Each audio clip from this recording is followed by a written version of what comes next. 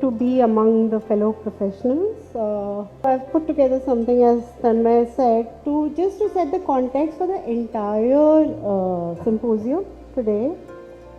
So we are, of course, we all know that we are facing this climate crisis, and where we are today and what we are doing, and in terms of the carbon cycles, that is getting changed, and it's like a reactionary kind of a mode that we are in. So this symposium comes at a very good time for us to kind of analyze our location in this present situation. So as we know that we are inhabitants of this earth, but we have kind of overlooked that we are co-inhabitants with every other organism around. So we have to kind of limit ourselves in a way to more compact places, and cities, you can say, is our habitat. So what do the cities have? So cities have things that we require for us to function properly.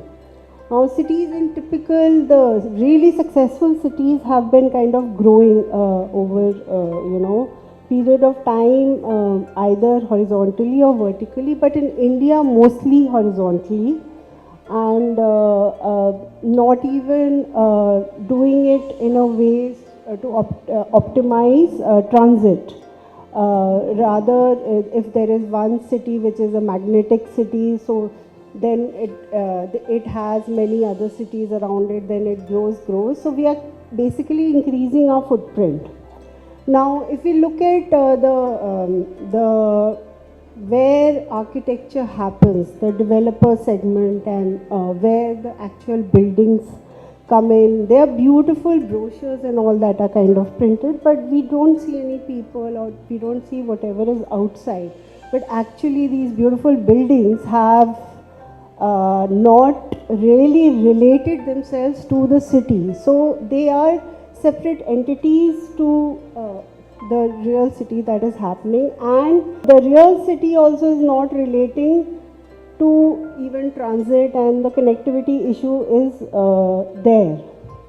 And what we see of the beautiful brochures that were given is the thing in front, which is completely in a mess. It's a clear example of the cyber hub, which is a walkable place, but it is surrounded by parking all around and surrounded by arterial roads. So it's really sad that we are making walkable places, but we are not relating it to the city. Similarly, for smaller plots also, our bylaws, policies, whatever, define certain things in which we are always getting divided. And how we are marginalizing ourselves is something to be looked at.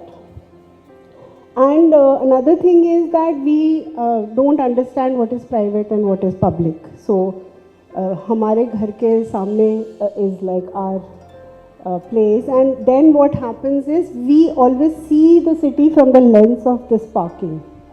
Whereas this was a picture of near NDMC area, and this is like prime land, but we are giving it for parking. This is a new Lulu hypermarket in Coimbatore, very fancy building, but right in front of that is a huge parking lot which is right next to the road. So what has happened? So we have decontextualized ourselves. Now engineers take these decisions कि इधर बहुत ज़्यादा PCU count हो रहा है तो flyover बनना है, and then like nobody questions or whatever. So it's not like, it's like a single vision that is happening. So if you look at this Ames area, there was East Kidwai Nagar, West Kidwai Nagar. Now because of, I know a lot of co-professionals have designed a lot of areas around it, but I'm just talking about the public realm of what we have done to it. These are just parcels. Even a new block that is coming off Ames has these roads and all, again making it a divider, not a connector. That while coming here, I just saw this new building that is coming on the near Safdarjung. But it has this service road and there's a metro station, but access, we don't know. Metro has come in, but what is our response then? Water, how we are managing or not managing, so it is an infrastructure issue. There's a lot of water which falls out here in the cities. We don't manage it, we put the pollutants inside the ground.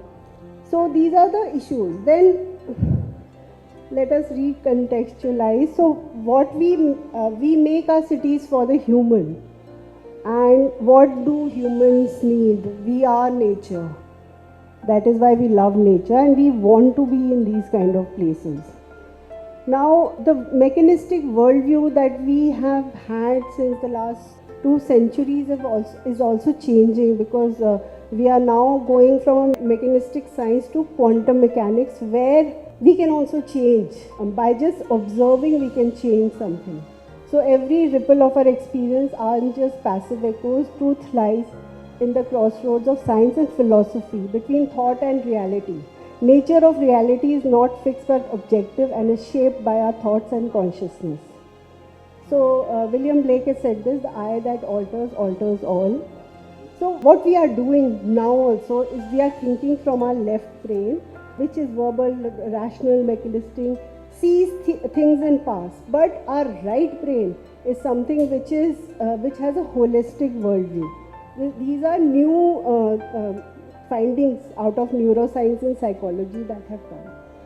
So where did we start going wrong? So we have gone wrong mostly in most of these areas, because we have kind of decontextualized ourselves from the city. Earlier the cities used to be made being part of the earth that it came from, either cities abroad as well as out here. And they used to be kind of designed around the movement pattern. So the transition happened when we kind of, around 2 centuries ago, we started thinking that we are kind of the masters of the planet. And again, knee-jerk reaction happened. So the Industrial Revolution, and then because the industry started happening in the city, so we started spreading ourselves and making garden cities. And another thing happened was that automobiles came in and we could move further away. So the connectivity issue was kind of resolved by these car-centric cities. Then we brought those highways inside our cities. And then after that we could just make any patterns on the ground. It didn't matter. The design was not related to the land itself. And in terms of greenwashing, the big companies also say that their plots are carbon neutral or whatever. But this whole 2 lines is huge parking. So how much, and then people have to always come to their places in the car and everything. So we are missing basically the forest for the trees. So this William Blake had already seen, like in the 17th century, where the mechanistic world had kind of started happening.